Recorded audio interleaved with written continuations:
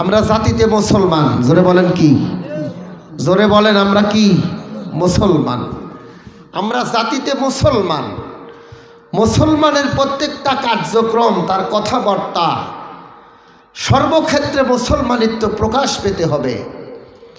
আমার ভাইরা, কোরআনুল কারীম আল্লাহ পাক আমাদেরকে অত্যন্ত দয়া করে এমন একটা গ্রন্থ আমরা পেয়েছি, এবং আমাদের যে নবী, সমস্ত নবীদের নবী, আখেরি জামানার নবী, যে নবীর উপরে আল্লাহ পাক এই 30 পারা কোরআনুল কারীম নাজিল করলেন, বলেন সুবহানাল্লাহ।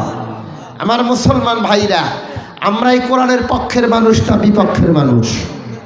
জোরে বলেন, পক্ষের মানুষ না বিপক্ষের মানুষ? আমরা কোরআনের পক্ষে থাকতে চাই।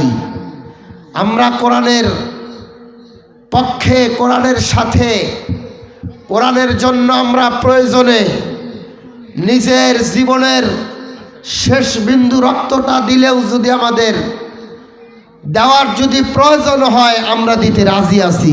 ঠিক না? ঠিক জোরে কর।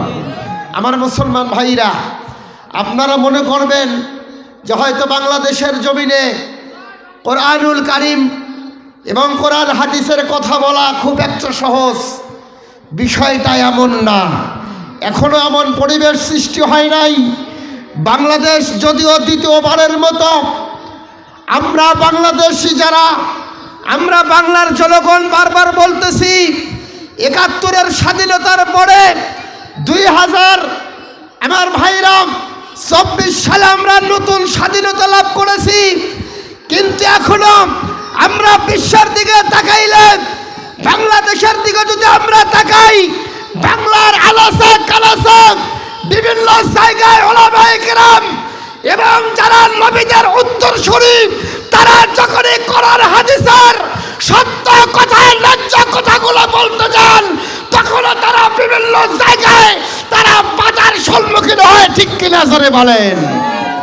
আমার মুসলমান হাজিরিন, এজন্য আমি বলতে চাই, আমরা বাংলাদেশের মানুষ, আমরা স্বাধীন দেশের মানুষ। জোরে বলেন, কি দেশের মানুষ? ওসমান হাদির মতো একজন মানুষ।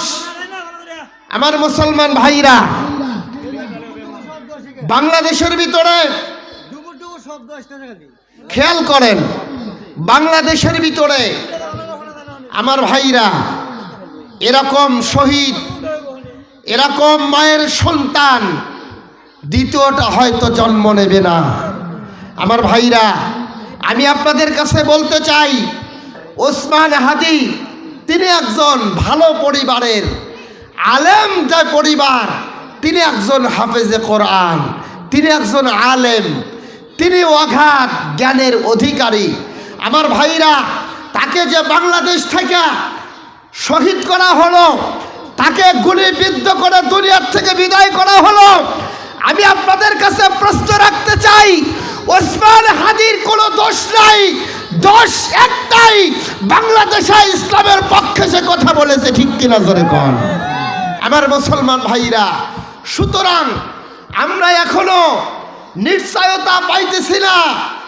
এখন আমরা বাংলাদেশের ভিতরে বিভিন্ন জায়গায়, আজকাল তো ফেসবুকের যুগ, ইন্টারনেটের যুগ, বিভিন্ন জায়গায় আমরা দেখতেছি সভা মঞ্চে, বিভিন্ন বক্তৃতার মঞ্চে যখন বক্তাগণ এবং ওয়াইজগণ যারা কোরআন হাদিস বিশ্লেষণ করেন এবং বোঝেন, তারা যখন কোরআন হাদিসের সত্য কথাগুলো বলতে যায়, কালে কালে এখনো তারা, আমার ভাইরা, এই 2025 সালে 26 সালে আমার ভাইরা দেশ দ্বিতীয়বারের মতো স্বাধীন হওয়ার পরেও আবার কেন আমরা বাধার সম্মুখীন হব, এটা বাংলাদেশের মানুষ জানতে চায়। ঠিক কিনা জোরে কর? সুতরাং আমাদের সুবর্ণ একটা সুযোগ, আগামী জাতীয় সংসদ নির্বাচনে আমরা কোরআনের পক্ষে ভূমিকা রাখব। ঠিক কিনা জোরে বলেন? আমরা কোরআনের পক্ষে ভূমিকা রাখব। আল্লাহ পাক তৌফিক দান করেন।